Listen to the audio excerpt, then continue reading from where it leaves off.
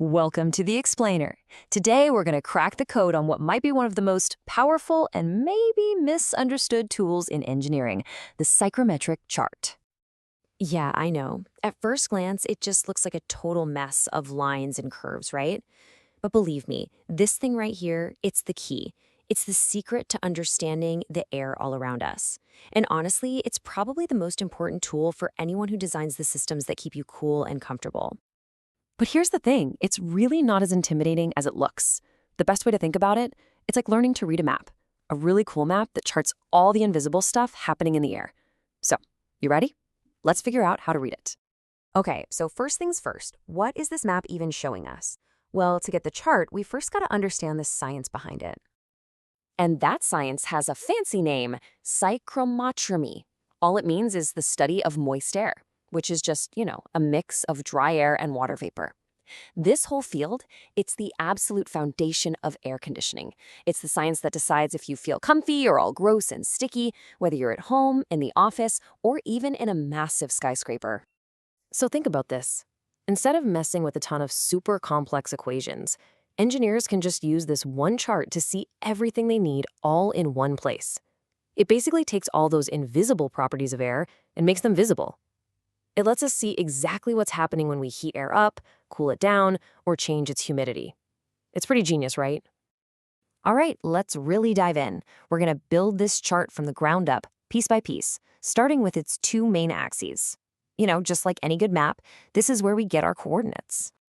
So look along the bottom. That horizontal line, that's our x-axis. This is what we call the dry bulb temperature. And don't let the fancy name throw you off. It's just the normal temperature that any standard thermometer would show you. It's the one we're all used to seeing. Okay, now for the vertical axis, running up the side. This is the humidity ratio, and this is super important. This is not the relative humidity percentage you see on the news. This is different. It's the actual amount of water vapor in the air, like the literal weight of the water it's holding. It's about how much moisture is actually there, not just how full the air feels. Okay, so we've got our axes. Now here comes the really cool part. With just two pieces of information, we can find one single point on this chart, and from that one point, we can figure out everything else about the air. It's kind of like magic. Let's try a quick example, okay? Imagine it's, say, 24 degrees Celsius in a room, and the relative humidity is 50%. So, what do? You find 24 degrees on the bottom axis, go straight up. Then you find that curving line that's labeled 50%, and right where they cross, bam, that's your point. That one little dot represents the exact condition of the air in that room. And this is where the magic really happens. Once you've got that point, the chart just unlocks. It tells you everything else you could possibly want to know about that air. Seriously, it's so powerful. So, for example, we can find something called the wet bulb temperature. It's a weird name, but just picture a thermometer with a little wet sock on the end. As the water evaporates off the sock, it cools the thermometer down, right? Well, on the chart, you just follow the diagonal lines from your point to find it. This number tells you how much cooling you can get from evaporation. It's the whole reason a swamp cooler is awesome in dry Arizona, but totally useless in humid Florida. And we're not done. From that same exact point, we can find the dew point. You just trace a line horizontally to the left until you hit that big curve on the edge. That's the 100% humidity line. The temperature there, that's your dew point. It's literally the temperature where a cold can of soda starts to sweat. And there's more. We can find the enthalpy, which is just a way of saying the total heat energy in the air, the heat from its temperature and from its moisture combined. All of that from just one single point on our map. Amazing. But this chart is more than just a snapshot. This is where it gets really practical. It's not just for finding properties. It's for tracking what happens to air. We can actually watch what our heating and air conditioning systems are doing. Let's start with a really simple one, something called sensible heating. Sensible just means the heat you can feel or, sense. So this is just heating the air without changing its moisture level at all. Think about a basic electric space heater or a furnace running on a dry winter day. So what does that look like on our map? It's a perfectly straight line moving from left to right. That's it. The temperature goes up, but since we didn't add or remove any water, the humidity ratio, our vertical axis, stays exactly the same. So simple, right? It's a straight horizontal move.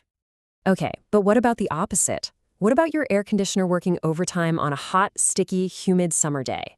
Well, that AC unit is a multitasker. It's doing two big jobs at once. It's cooling the air down, and it's pulling a ton of moisture out of it. And on our chart, this whole process is just beautifully simple to see. As the air gets colder, our point moves to the left, and as the moisture gets pulled out, our point moves down. So what do you get? You get a single diagonal line moving down and to the left.